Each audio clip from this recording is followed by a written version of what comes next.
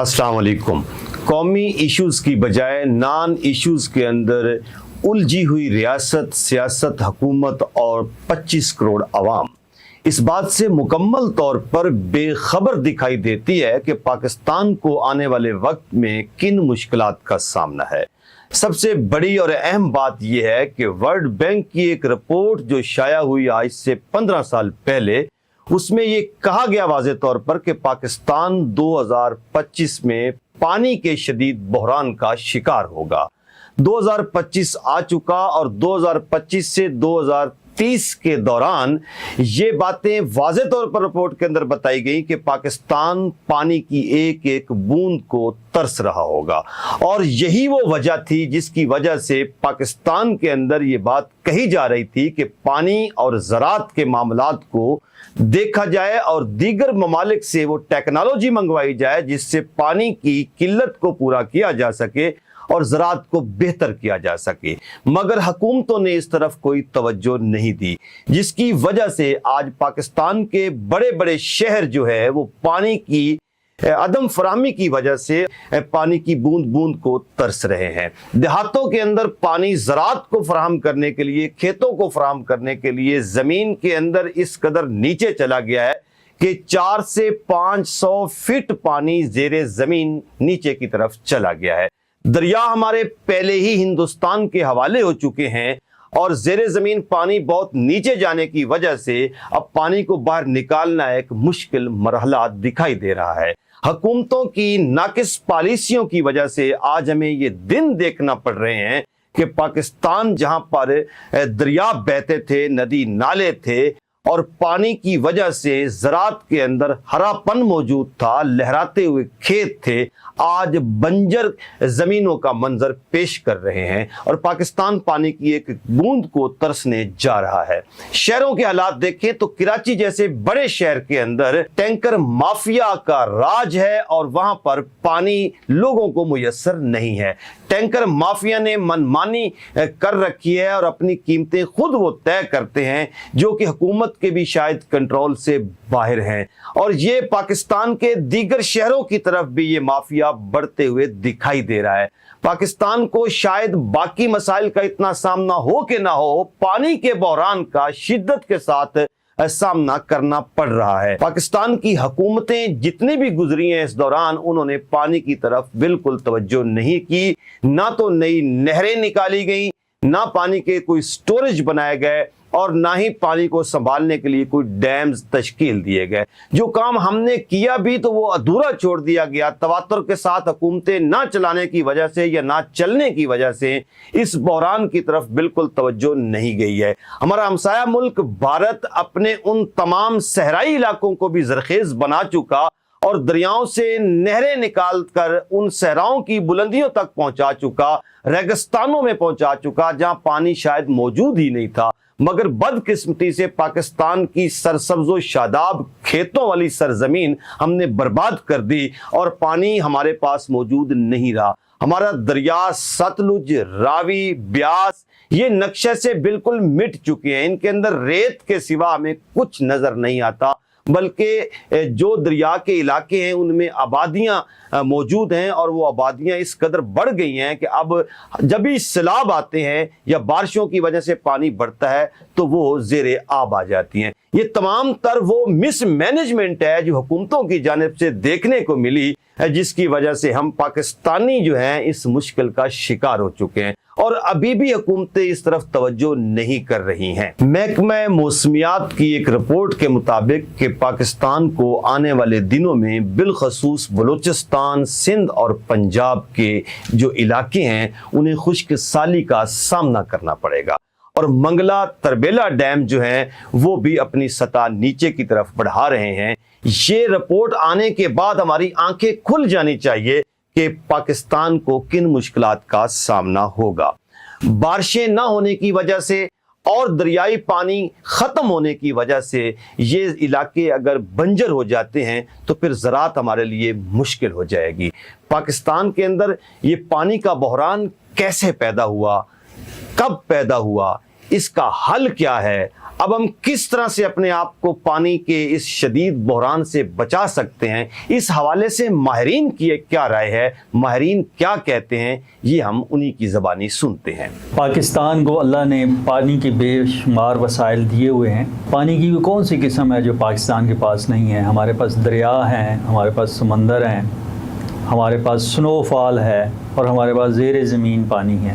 ہماری ضروریات کا سارا پانی ہمارے پاس موجود ہے۔ پاکستان کی جو سالانہ ضروریات ہیں وہ almost on average 140 million acre feet ہمارے پاس پانی اویلیبل ہوتا ہے، اور اس پانی کو ہم استعمال کرتے ہیں زراعت کے لیے، پینے کے لیے اور انڈسٹری کے لیے۔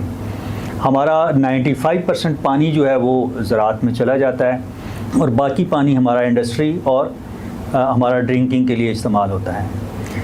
پانی کے جو ضرورت ہے، ڈیمانڈ ہے، اور جو پانی کی سپلائی ہے، اس میں ہمارے ہاں گیپ ہے کہ ہمارے پاس پوری سٹوریج نہیں ہے۔ ڈیمانڈ اور سپلائی کا گیپ جو ہے سٹوریج سے پورا ہوتا ہے۔ ہماری آلموسٹ اگر 140 million acre feet on average ہم پانی کی سپلائی پاکستان میں دیکھیں سالانہ، تو اس میں سے صرف ہماری جو سٹوریج ہے وہ 14 ملین ایکڑ فیٹ ہے میکسیمم، تربیلا اور منگلا، جو ایک انٹرنیشنل سٹینڈرڈ ہے کہ کسی بھی ملک کی واٹر سیکورٹی کے لیے اس کی اویلیبل پانی کا 40% اس کے پاس سٹوریج ہونی چاہیے، لیکن اس وقت ہمارے پاس صرف 10% ہے، 14 ملین ایکڑ فیٹ کے قریب سٹوریج، اور وہ بھی وقت کے ساتھ ساتھ کم ہو رہی ہے۔ 1991 کے واٹر ایکارڈ کے تحت وفاق کی جو ساری اکائیاں ہیں، ایک فارمولہ تقسیم کا فارمولہ طے ہے اور پرسنٹیجز ہیں، اور جو ہمارا وفاقی ادارہ ہے ارسا، وہ اس پرسنٹیج کے مطابق ہر صوبے کو اس کی ضرورت کا پانی اس کے شیئر کے حساب سے دے دیتا ہے۔ ہمارا 1991 کا واٹر ریکارڈ صوبوں کے درمیان یہ بڑی امپورٹنٹ ایک ڈاکومنٹ ہے،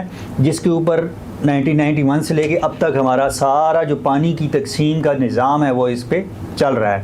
پاکستان کا جو نہری نظام ہے، کہتے ہیں دنیا کا سب سے بڑا جو نہری نظام ہے وہ پاکستان میں ہے۔ آبادی کے بڑھنے سے 2 فصلیں کاشت کرنا شروع ہو گئے، اور اب جو ہے آلموسٹ بعض جگہوں پہ 3 فصلیں کاشت ہو رہی ہیں، تو اس کے لیے ہمارے پاس پانی کی شارٹیجز ہوتی ہیں، اور ان شارٹیجز کو پورا کرنے کے لیے ہم گراؤنڈ واٹر ایکسٹریکشن پہ چلے گئے۔ پنجاب میں 13 لاکھ ٹیوب ویل لگ چکے ہیں، سندھ میں 6-7 لاکھ ٹیوب ویل لگ چکے ہیں، آلموسٹ پورے ملک میں ہمارے پاس 20 لاکھ کے قریب ٹیوب ویل ہیں۔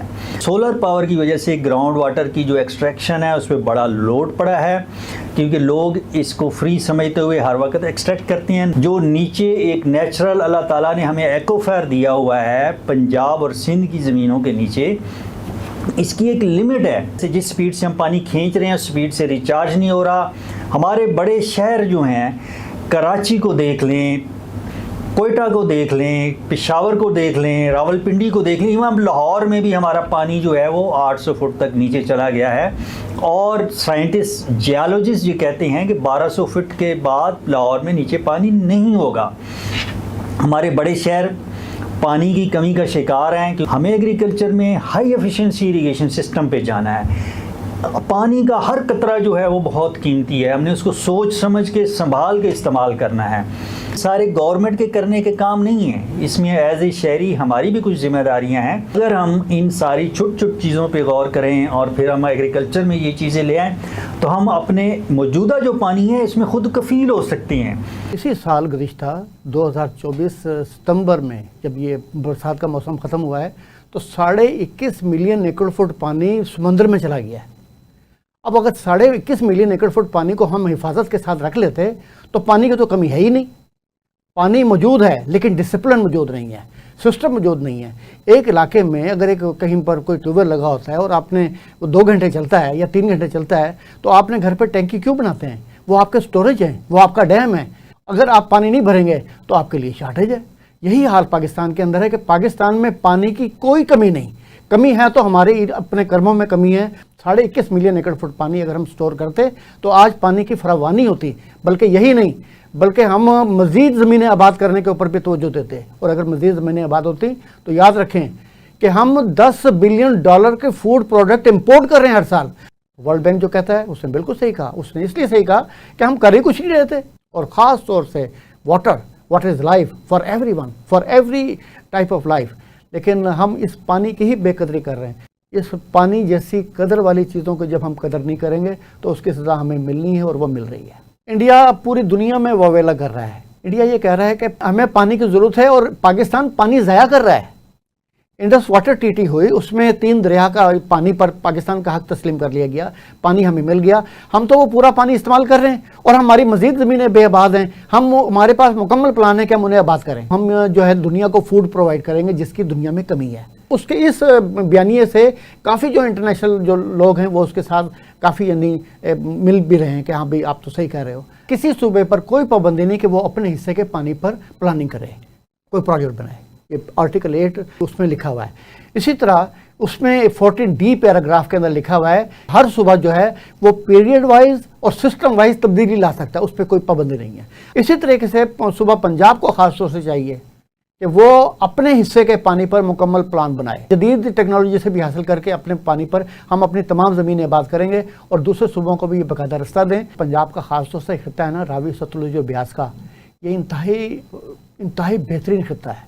इसमें जो बहुत बड़ा रिजर्वायर ज़ेर ज़मीन मौजूद है और उसे हम बेदर्दी के साथ इस्तेमाल कर रहे हैं क्योंकि हमारा सिस्टम ऑफ इरीगेशन वो सदियों पुराना चल रहा है कि फ्लड इरीगेशन के ऊपर हम कर रहे हैं। एक तो फ्लड इरीगेशन सिस्टम को चेंज करना पड़ेगा, उसे जदीद टेक्नोलॉजी के मुताबिक लाना पड़ेगा। और दूसरा ये है कि हम रेन वाटर हार्वेस्टिंग के लिए सफाई के मेयार को बेहतर बनाएं। सफाई के मेयार को बेहतर बना के आप ये मुकम्मल प्लान करें कि तमाम सड़कों का पानी बगात के अंदर जाए और बगात में जाके वहाँ एक बोर हो और कुएँ के ज़रिए वो ज़मीन चला जाए। ऑटोमेटिकली अगर हम ये करेंगे तो हम अपने आप को बचा लेंगे, अपने ग्राउंड वाटर को बचा लेंगे। पानी एक अल्लाह की नेमत है और हमने इस नेमत को बेदरेग इस्तेमाल करके ज़ाया कर दिया है। हमारी बदकिस्मती है कि हमने इस नेमत की अजमत को समझा ही नहीं है।